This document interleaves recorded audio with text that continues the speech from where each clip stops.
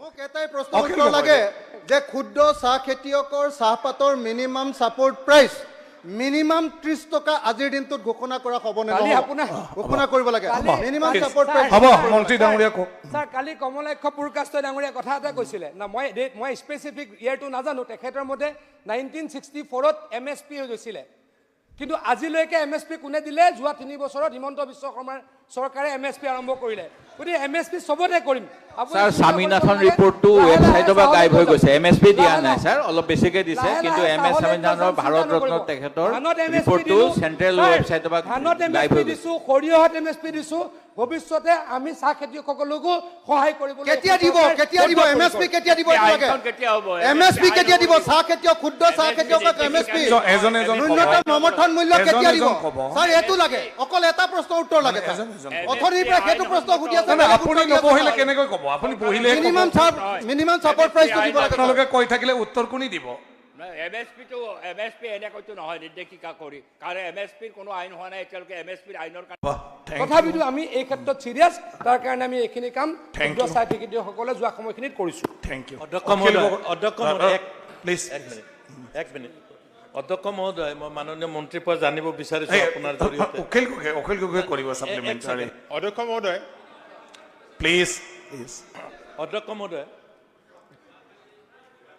মানে অধ্যক্ষ মহোদয় মূল কথাটো হ'ল যে আমাৰ খেতিয়কসকলে চাহ উৎপাদন কৰে উৎপাদন মূল্যতকৈ যেতিয়া বজাৰত বিক্ৰী কৰিবলৈ আহে চাহ ফেক্টৰী মালিকে কম দাম দিয়ে এনে পৰিস্থিতিত ক্ষুদ্ৰ চাহ খেতিয়কসকলে নিজৰ উৎপাদিত চাহপাত ছিঙি পেলাই দিবলগীয়া পৰিস্থিতিৰ সৃষ্টি হয় গতিকে ক্ষুদ্ৰ চাহ খেতিয়কসকলক উদ্ধাৰ কৰিব লাগে ৰক্ষা কৰিব লাগে যিহেতু সকলো 100% থলুৱা গতিকে এইসকলৰ ক্ষেত্ৰত আমাৰ দায়বদ্ধতা আছে পুনাকন বৰুৱা ডাঙৰীয়া যিটো কথা কৈছে গুৰুত্ব সহকাৰে বিবেচনাধীন আমাৰ বিবেচনাধীন এইকাৰণে এইখিনি যে মই ক'লো এই গুৰুত্বখিনি মই কোৱা নাই চৰকাৰে বিবেচনা কৰি আছে স্যাৰ মোৰ সাপ্লিমেন্টাৰি আছিল স্যাৰ চেষ্টা কৰিম অখিল গগৈ মোক এটাই প্ৰশ্ন উত্তৰ লাগে যে ক্ষুদ্ৰ চাহ খেতিয়কৰ চাহপাতৰ মিনিমাম সাপোৰ্ট প্ৰাইস মিনিমাম 30 টকা আজিৰ দিনটোত ঘোষণা কৰা হ'ব নে নহয় ঘোষণা কৰিব লাগে মিনিমাম সাপোৰ্ট প্ৰাইস হ'ব মন্ত্ৰী ডাঙৰীয়া কওক স্যাৰ কালি কমলাক্ষ পুৰকাষ্ট ডাঙৰীয়া কথা এটা কৈছিলে না মই স্পেসিফিক ইয়াৰটো নাজানো তেখেতৰ মতে 1964ত এমএসপি হৈ গৈছিলে কিন্তু আজিলৈকে এমএসপি কোনে দিলে যোৱা 3 বছৰত হিমন্ত বিশ্ব শৰ্মাৰ চৰকাৰে এমএসপি আৰম্ভ কৰিলে গতি এমএসপি সবতে কৰিম স্যাৰ স্বামীনাথন ৰিপোৰ্টটো ওয়েবসাইটৰ পৰা গায়ব হৈ গৈছে এমএসপি দিয়া নাই স্যাৰ অলপ বেছিকে দিছে কিন্তু এমএস স্বামীনাথনৰ ভাৰত ৰত্ন তেখেতৰ ৰিপোৰ্টটো সেন্ট্ৰেল ওয়েবসাইটৰ পৰা গায়ব হৈ গৈছে দিছো সৰিয়হত এমএসপি দিছো ভৱিষ্যতে আমি চাহ খেতিয়কসকলকো সহায় কৰিবলৈ কেতিয়া দিব এমএসপি কেতিয়া দিব লাগে এমএসপি কেতিয়া দিব চাহ খেতিয়ক ক্ষুদ্ৰ চাহ খেতিয়কক এমএসপি ন্যূনতম সমৰ্থন মূল্য কেতিয়া দিব স্যাৰ এটো লাগে অকল এটা প্ৰশ্ন উত্তৰ লাগে অথৰিৰ পৰা হেতু প্ৰশ্ন সুধি আছে আপুনি নবহিলে কেনেকৈ ক'ব আপুনি বহিলে মিনিমাম সাপোর্ট প্রাইস দিব লাগে আপোনালোকে কৈ থাকিলে উত্তৰ কোনি দিব অখিল গগৈ মোক এটাই প্ৰশ্ন উত্তৰ লাগে যে ক্ষুদ্ৰ চাহ খেতিয়কৰ চাহপাতৰ মিনিমাম সাপোৰ্ট প্ৰাইস মিনিমাম 30 টকা আজিৰ দিনটোত ঘোষণা কৰা হ'ব নে নহয় ঘোষণা কৰিব লাগে মিনিমাম সাপোৰ্ট প্ৰাইস হ'ব মন্ত্ৰী ডাঙৰীয়া কওক স্যাৰ কালি কমলাক্ষ পুৰকাষ্ট ডাঙৰীয়া কথা এটা কৈছিলে না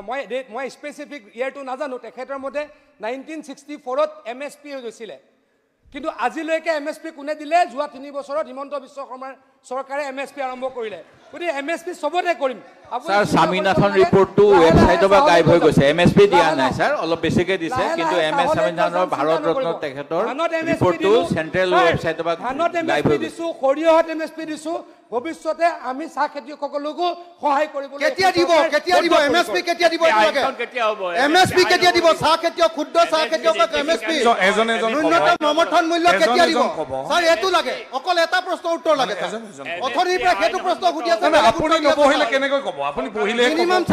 মিনিমাম সাপোর্ট প্রাইস দিব লাগে আপোনালোকে কৈ থাকিলে উত্তৰ কোনি দিব এমএসপি